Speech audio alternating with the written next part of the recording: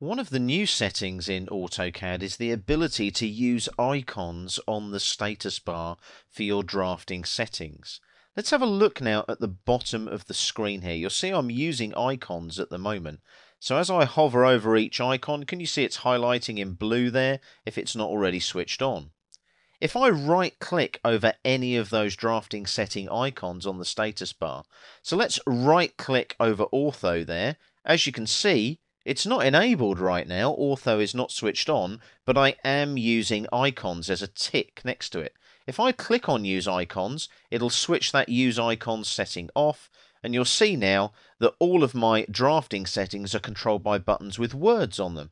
So you've got Grid, Ortho, Polar, OSnap, and so on, all the way up here to Selection Cycling. But then that shoves off all of these settings here on the end. I can't see them anymore. So what I do is I right click over one of these buttons here and I go to Use Icons. Now, by default, AutoCAD 2011 is already set to use icons anyway, so you would not need to change it.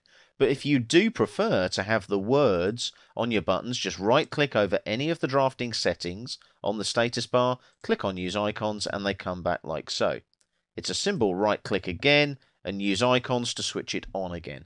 So it's up to you if you want to use icons or not use icons. I personally prefer not to use icons, but what I've done for the purposes of this course is I'm running using icons because basically it gives me a little bit more screen real estate here on the status bar at the bottom of the screen. That's purely due to resolution. If you've got a nice big 26-inch flat panel screen, you're going to right click here and you're going to switch the use icons off so that you can see the words. It's up to you, it's personal preference. So it's a right click there and use icons, and that switches the icons on, as you can see, on the drafting settings on the status bar.